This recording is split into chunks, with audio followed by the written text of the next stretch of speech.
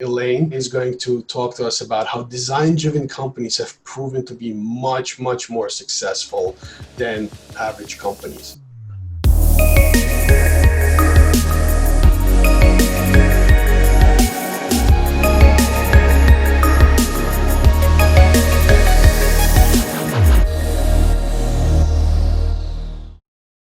Hi everyone, so I'm Elaine and I'm going to pick off where Yuri left off with the analytics. So in design, what we typically say is that the analytics tell you what is happening on your site. So it can kind of point to what kinds of problems people are having, where they're having those problems, but it doesn't really tell you why people are having problems. And so that's where design comes in, because it can kind of help you take this really complex customer experience ecosystem that Yuri spoke about and make sense of it all. It can kind of help you create a narrative. So one of the things that we've found is that design-driven companies typically outperform the S&P over a 10-year period. About 5 years ago, the Design Management Institute ran a big study, and they realized that design-driven companies are significantly more profitable in the long run than companies that don't really put a design ethos at their center. These are companies like Target, IBM. Typically when you think about innovation and design, they come to mind. And so we know that it is a really great way to drive profitability. It's a really great way to create a working environment where people feel comfortable with innovation and failure. And so I'm here to talk to you a little bit about what some of those design-driven activities will look like. So the very first thing about design is that design, when we talk about it, it's not just about the aesthetics. That's a really big part of design, graphic design, but it's also about communication design. It's about design research. It's kind of looking at people's behaviors and their intentions, and then understanding how you can align those issues with your business goals.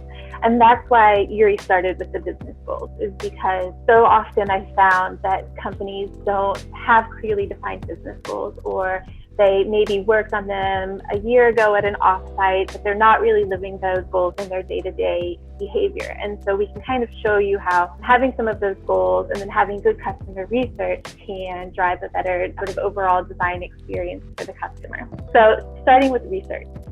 I would love for everyone in the webinar to maybe take a moment in the chat and just, if you're doing any customer research, share it with us. How comfortable are you? How frequently are you speaking with your customers? Are you running surveys, usability studies, stakeholder interviews, customer interviews, field studies, any of those items? I'd love to hear about it in the chat, so please just take a moment. And even if you're not doing anything, but you're curious, you can say that as well. We would just love to know kind of what the baseline for the audience is performing and acting on customer research. I'm a big fan of it, to the point where when I work on projects, it's something that I just integrate into my overall design process. I have a background in graphic design, and I always start with extensive research. I always try and talk to customers. I put together very simple surveys, things like, what are 3 things that worked really well for you and 3 things that didn't, is a great start for customer research. And then that kind of allows you to create personas, and those are archetypes. So when you're looking at an ecosystem and when you're talking about a system of service delivery, then it's really helpful to describe common user needs. And the purpose for having those commonalities, again, is it creates internal alignment. Your IT team, your guest services team, your marketing team, your executive team, they all serve the customer in very different ways. And so having those personas kind of creates like a shared vision for who that customer is that you're trying to reach. And it can kind of help you understand customers that are having bad experiences because the website isn't sort of speaking to them, even though you're getting a lot of that particular traffic from that particular type of persona or type of user.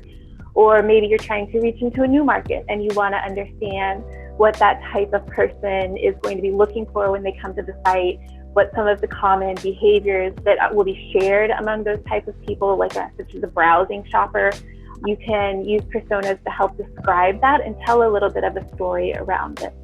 So doing research, there's a laundry list of potential methodologies and formats that you can draw from. Some companies, they have people with PhDs doing research, and that's really wonderful and very methodical. If you're Bloomberg, that makes a lot of sense. If you're a company like Tiffany or Kendra Scott, I think just having cross-functional teams that are sharing the research and making an effort, setting up very simple usability labs, using services such as usertesting.com to put up, prototype, give people feedback on your existing website. Going to the coffee shop down the street is a great place to go.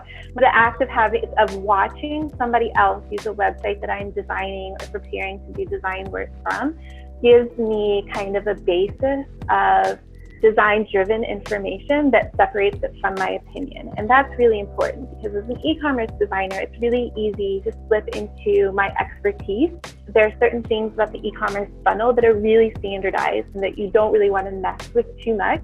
But then every business has different goals, right? So if you have those goals well defined, you can understand, like I've done work for department stores in the past where the store had a third-party, a loyalty program with a third-party credit card. And that was a really big business goal of theirs, was to promote this this in-store card. And that flow would take people away from the traditional shopping experience. But because it was so important, we wanted to really make sure that it was quite seamlessly integrated. And to be perfectly honest, some of our early design decisions, we found flaws in them because we were having other people look at the site. And some of those flaws were, like I said, pointed out by the guy at the coffee shop down the street from my office. And so I wouldn't have seen that because I, was thinking about other work that I had done for like smaller organizations, and the design solutions that I had found in those contexts didn't translate as well for a larger department store. But I wasn't aware of that until I showed those sites to somebody else and was able to kind of pick their brain about it a little bit. This is just a really great overall list of sort of categorized user testing options that you can draw from, depending on what stage of a project you're at. If you're really early on and you're kind of doing discovery, I almost always do user interviews, stakeholder interviews, and requirements gathering. Stakeholder interviews and requirements gathering are internal activities, so talking to IT and kind of figuring out what are the limitations of the platform we're working on. Salesforce, I think, has a multi-page checkout. Magento has a single-page checkout. Those are really important things to know before you start the design process, because especially if you're in an agency, you don't want to sell a client on a design idea that the platform can't handle or would require an enormous change order. That's quite embarrassing to have to walk back, and I've been there and done that. So, really taking some effort to talk to people about what technical requirements are, what the business requirements are, can help create a better customer experience down the road. And then the same with things like accessibility evaluation, analytics reviews, search log analysis. Those are all really great ways to kind of get out there and figure out like what's happening, what are people's expectations, where are their minds at when they're coming to our site, and where are they experiencing pain points that we can potentially find opportunities to solve.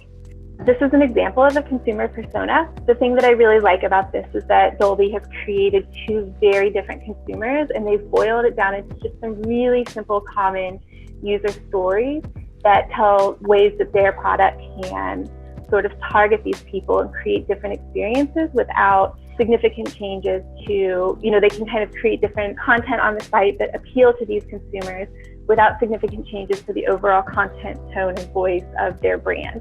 So, you can see that Tim is somebody who uses their product when he is seeking to relax. And so having content on the site that maybe appeals to opportunities to create these really immersive experiences within the home that are going to be where he can calibrate a lot of settings and create the experience that he likes, versus Megan, who is the more outgoing persona. So she is the person who wants to use Dolby products to bring lots of people and make her place like the go-to spot. And that's a very different type of content that she's going to be seeking out and looking for when she's considering purchasing a Dolby product. But you wouldn't really know that unless you've taken the time to kind of filter down research and conversations with your consumers and kind of trying to figure out like what are these common behavioral patterns that people are thinking about when they come to purchase one of our products. And then you can craft content and stories that will appeal to them as soon as they land on your site.